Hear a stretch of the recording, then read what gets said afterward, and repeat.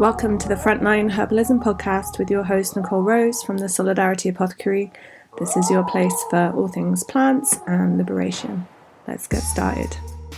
Hello, welcome back to the Frontline Herbalism podcast. Today's episode is all about herbal allies for grief. And it's something I've written as part of the Herbalism and State Violence book.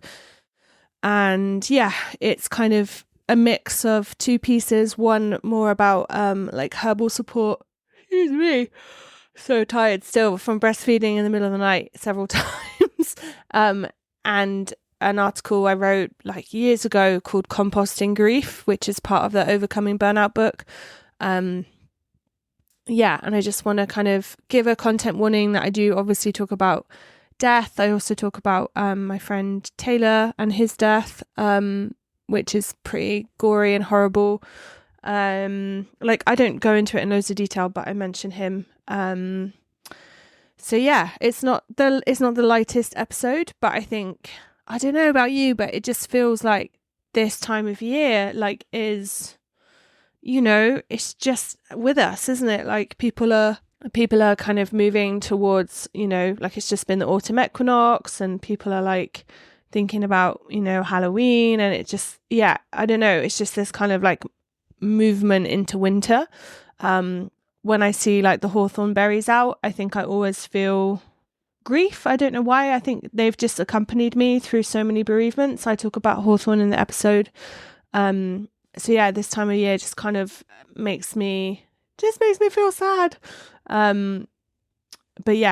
Obviously with the ongoing genocide in Gaza and everything else that's happening in the world, like grief is never far apart from anyone, right? And I think, that's one thing I say in this composting grief episode is like, there's 1 billion people on the planet and everyone experiences grief at some point, but it is just the loneliest place on earth. And it's just something I feel like we need to have like skills and resources around, because death is just such a big part of life. And as herbalists, we're going to be supporting ourselves and other people through bereavements like over a lifetime. And as I talk about in the piece, we also feel grief for projects ending and relationships ending, and it doesn't have to necessarily be someone dying. There's different stages, obviously, and I think I literally cannot comprehend like how someone must be feeling who loses like their entire family like under the rubble. I just can't, like, it's completely incomprehensible. So I know some people listening to this will be going through that right now, and I just want to send all my strength and solidarity, because it is just mind-blowing. Like, I know how life disrupting and destructive it is just to lose like one person I love. I cannot imagine it on a much more massive like systemic scale, like whole communities, whole generations of families. I just wanted to name that before I share this piece. And also, I know lots of people who listen are kind of part of queer and trans communities. And there was like the first kind of admin hearing for Taylor's court case. And it's been set for 3 weeks in November next year. I don't know what that looks like yet in terms of solidarity at the court, or, people accompanying me, or like other friends of Taylor, or, how the hell I'm going to navigate that with like childcare stuff. I just don't know. But I guess it's all, it's funny, isn't it, how timing comes up for different things. Like it is this kind of like moving into autumn, winter, and then suddenly I'm getting these like flurry of emails and movement from the solicitor after months and months of waiting. Again, shameless plug, the Herbalism, PTSD and State Violence course is still open for enrollment. Really happy to have welcomed a bunch of new people in. It really makes me sad when I close it and then people are like, hey, I missed it. So please just sign up like ASAP, because if you've got questions and stuff, it means that like I'm present to it. And yeah, I'm not going to open it until next year, probably next spring, but potentially next autumn. Me and Rob need to have a chat about childcare. And it's blown my mind how hard it is to do anything else apart from want to look after Lee. And I'm like a massive workaholic, and I'm really struggling to want to do anything. I just want to hold him and soothe him and play with him all day and feed him. So please, if you want to enroll, please enroll in it soon. A lot of the plants I talk about in this episode are all kind of big features of that course. I go into depth about several different plants, from different kind of nervine tonics to relaxant nervines and all the ones in between. So yeah, if you want to kind of have these skills for the rest of your life, this is the thing, investing in herbalism is literally an investment. I have worked with Hawthorn and Rose and St. John's wort and stuff for so many years. They've got me through so many difficult times. My crazy Saturn return, I had I think it was 6 or 7 bereavements in a row, one after each month, and then my granddad, who was literally the main person in my life, died, and then my ex-girlfriend Anna got killed, and it was just whoa. So yeah, those herbs just helped me so much. And yeah, I think just it is worth thinking about what tools do we have in our toolbox to process grief. I know counseling and stuff is amazing and really helps shift things, but plants they're just working on different levels. And I don't talk about it really in this episode, but there are all these physiological effects of grief, right? Literal effects on the heart. People literally die of broken heart syndrome, after losing people they love. Grief really takes its toll, whether it's the physical exhaustion of organizing a funeral and everything, or just the emotional endurance it takes to mourn someone. It's so much on the nervous system, so much distress. So yeah, I think herbs are incredible allies for accompanying us in those cycles of death and loss. So yeah, I hope you enjoy the episode. I don't mean enjoy it it's not pleasurable to think about this stuff, but I mean I hope there's value for you in it. And please check out the link to the Herbalism, PTSD and traumatic stress course in the show notes. Okay, thanks a lot. Take care. Bye.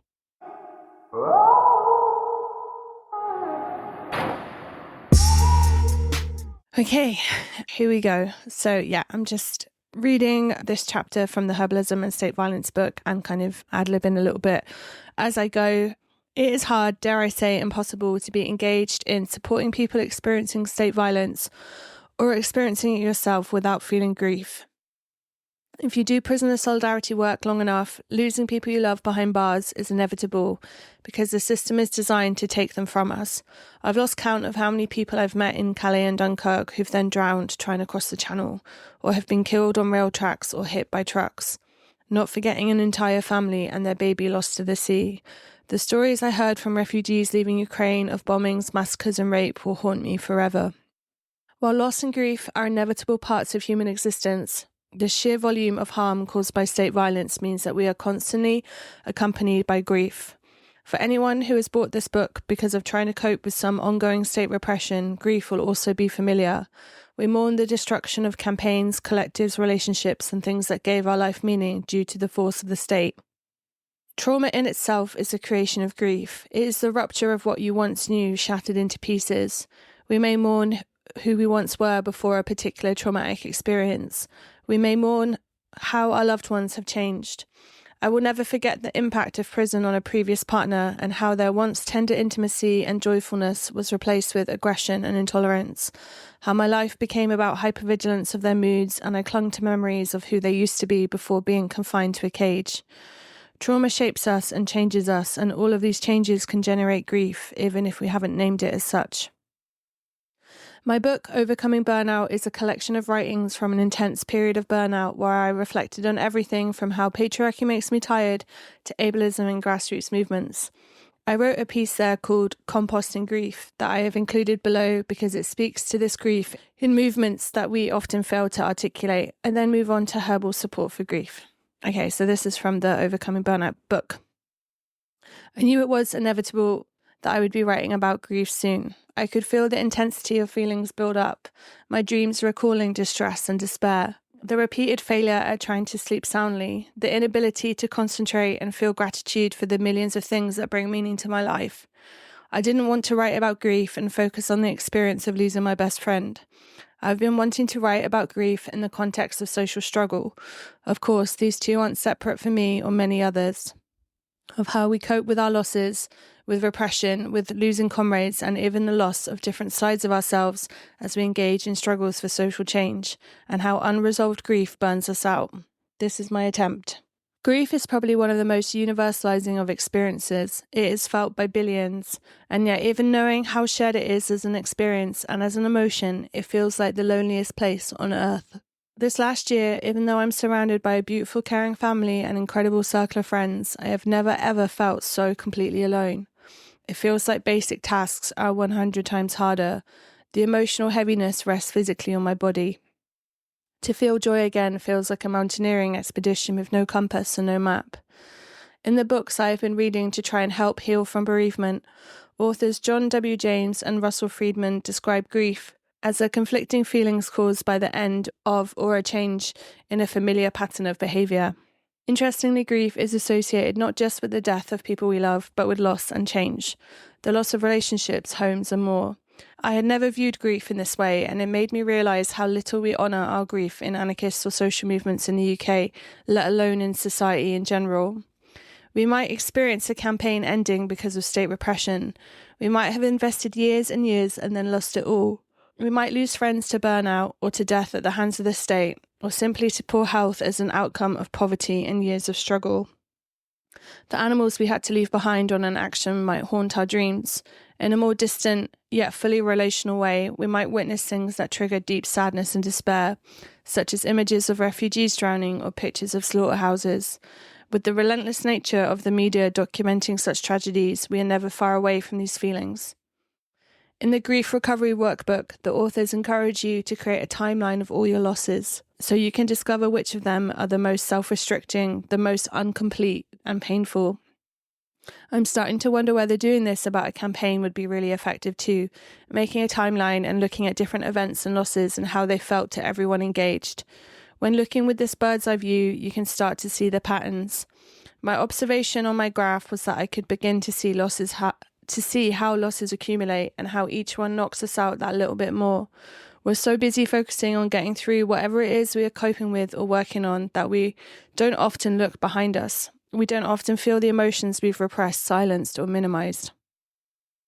Likewise, in many struggles, we don't do this grief work collectively. We don't sit down and share or process what we've learned or how we're feeling. We're lucky if we reflect at all. I'm sure one-to-one people engage in reflective conversations. However, there is no collective grieving process. We might, at the bare minimum, learn from what tactically or strategically could have been different. There might be theoretical analysis in texts or talks at book fairs, but no one talks about how it feels.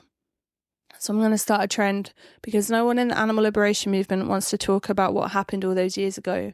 We are all still frightened of expressing our feelings for fear of public ridicule because we've been socially conditioning each other to believe that our feelings don't mean anything because we suffer so little compared to animals.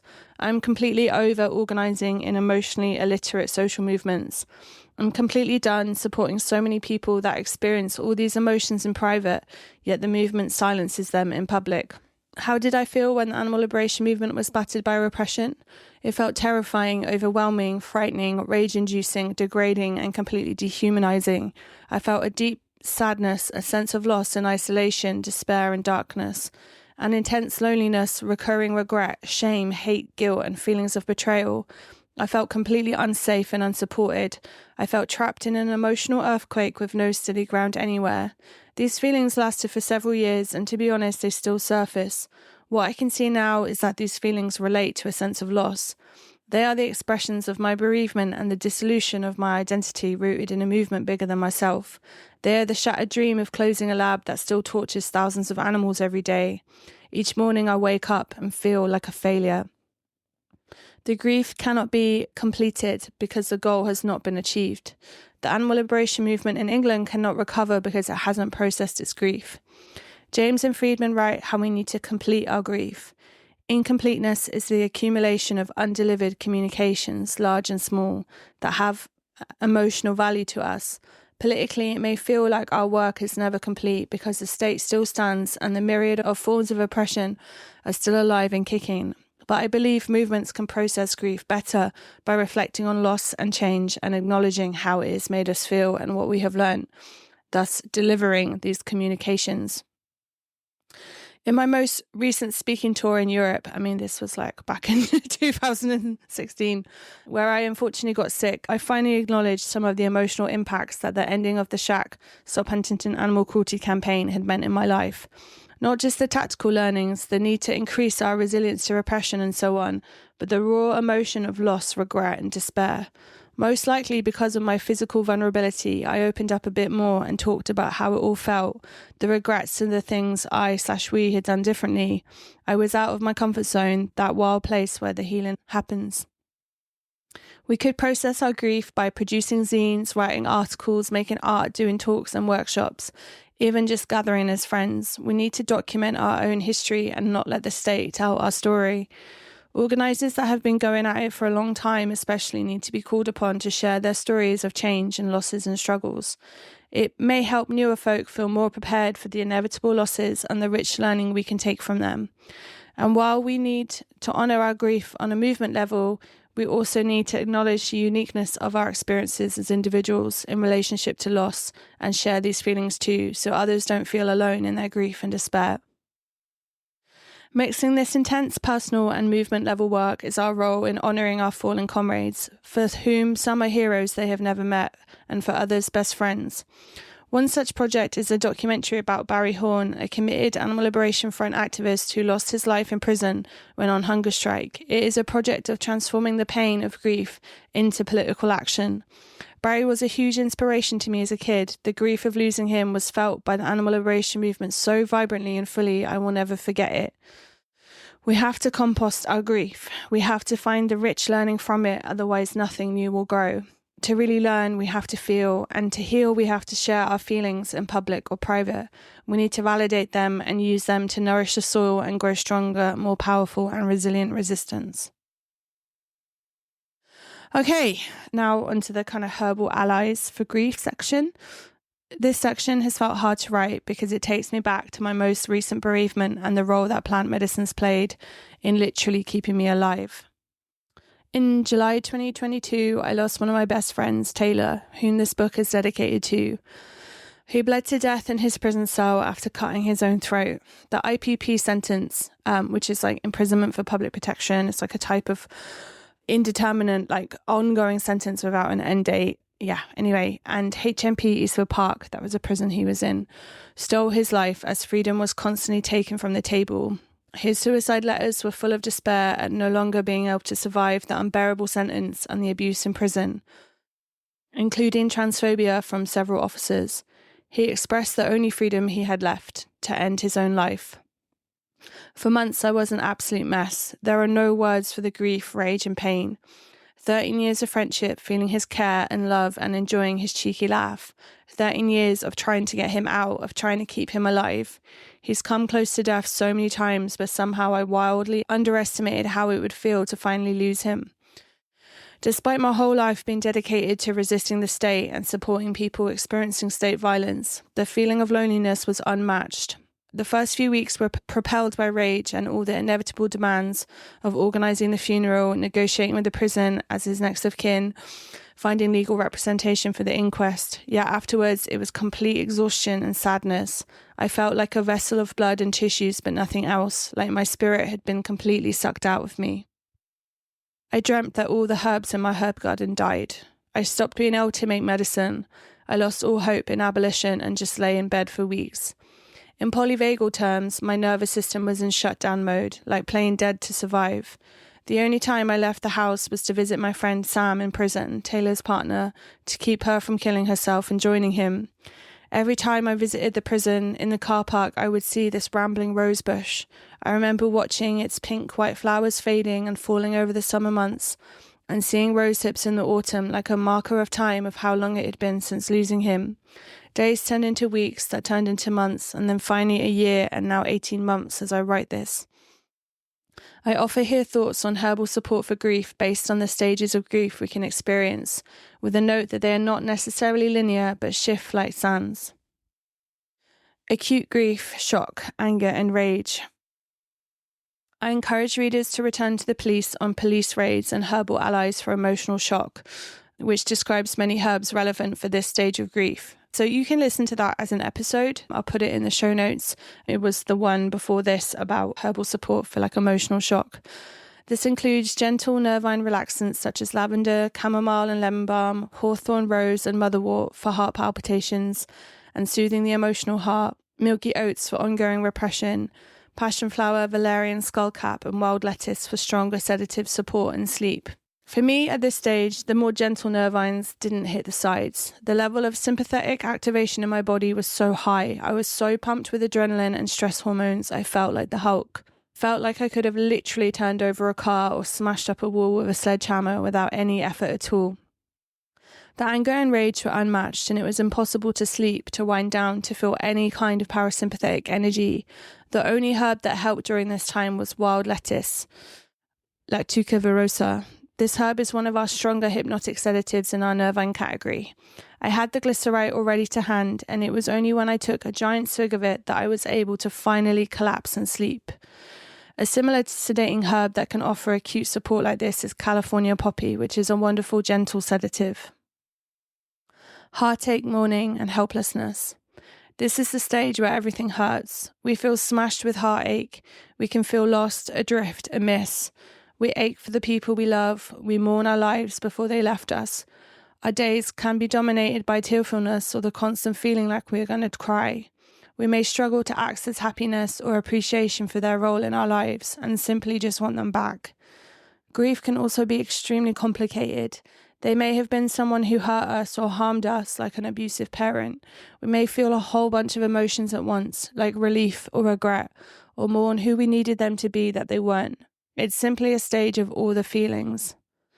For this stage, I work with herbs that have an affinity for the emotional heart and the physical heart, both of which are feeling the impacts of grief. Herbs for me at this time have commonly been rose, hawthorn, and rosemary. I've spoke about rose and hawthorn endlessly in this book. They are incredible nervines with an affinity for the emotional heart and cardiovascular system that can be taken during times of shock, stress, emotional pain, and grief. Sometimes rose can be too much. I've lost count of the amount of times I've shared samples of rose petal glycerite or tincture in workshops and people have just randomly burst into tears unexpectedly. It's a mover of emotions. It's like a hug telling you it's okay to cry, it's okay to feel.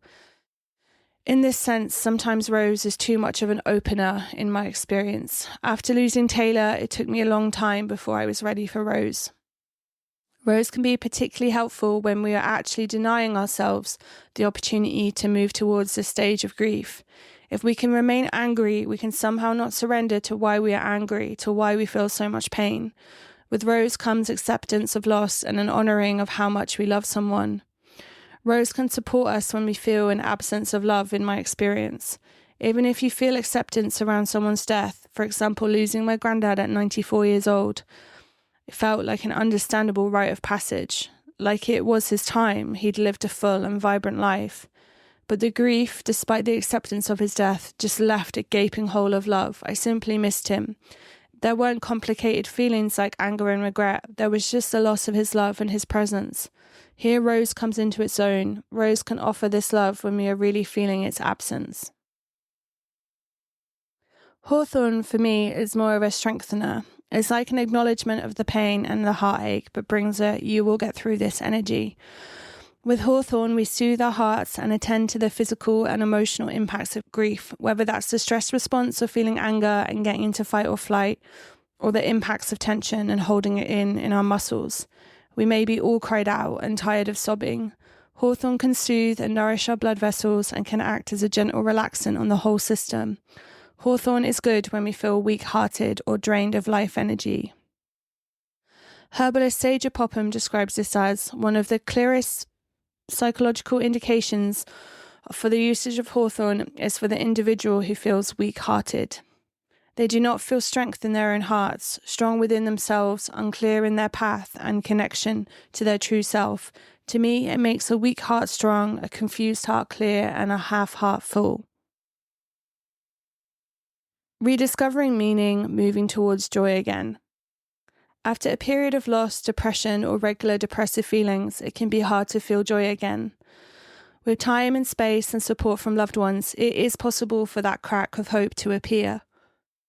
Sometimes this comes much sooner than expected. Every experience of grief is different, and how long it lasts is no testament to how much you love or you miss the person you lost. I've been surprised at how quickly I've felt able to experience joy after losing someone. And often it's not even one or the other, both joy and sadness are present. For other bereavements, joy felt like something that would never ever come again, and that sadness would never shift. For this stage of grief and sadness, a powerful ally is St. John's wort. And like many of our other nervines, St. John's wort is gently warming in nature. In polyvagal terms, I see St. John's wort helpful in supporting people to move out of shutdown or their body's freeze response, which often accompanies depression.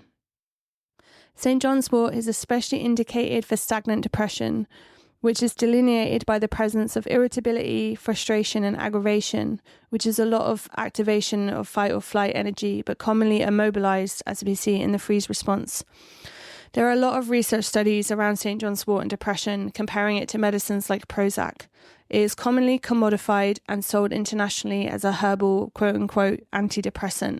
However, the specific actions are often not explored, nor the holistic nature of depression and how it takes a broad range of interventions to support someone experiencing depression.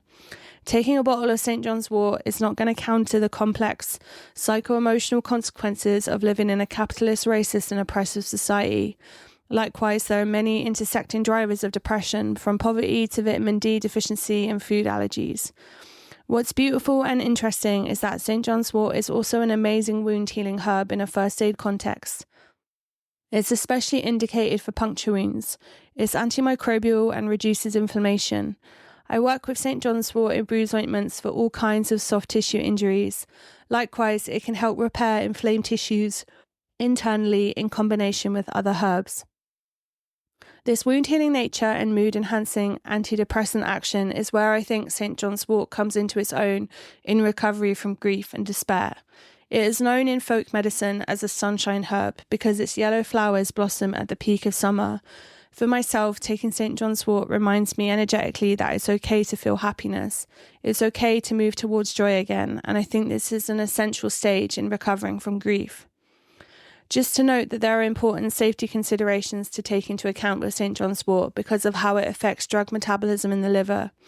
It is strongly recommended to avoid St. John's wort when taking other selective serotonin reuptake inhibitors and monoamine oxidase inhibitors for depression. It is contraindicated for use with sedative or hypnotic drugs, immunosuppressants, non-sedating antihistamines, contraceptives, antiepileptic drugs, calcium channel blockers used for high blood pressure, chemotherapy, certain antibiotics, and certain antifungals. When experiencing grief, it might be that you don't choose a herb, but a herb chooses you. Any plant can support us with getting through something if we build a relationship with it. Maybe it's a huge linden tree in a local park that you sit under to feel calm. Maybe it's a rose bush that reminds you of your grandmother's garden. Plant medicines come to us in so many different forms. All right, that's just my little contribution to herbal support for grief. I know I don't touch on tons of herbs, but I think, that kind of depth and intimacy with the ones I mentioned have been big currents in my life. And I hope this episode has been useful. Let me know what you think about it. And if you're struggling with grief at the moment, I just want to say I'm with you. And I know with everything that's happening worldwide, it's something that is accompanying people, pretty much every second of every day. Anyway, thanks for listening. Take care. Thanks so much for listening to the Frontline Herbalism podcast. You can find the transcript, the links, all the resources from the show at solidarityApothecary.org/podcast.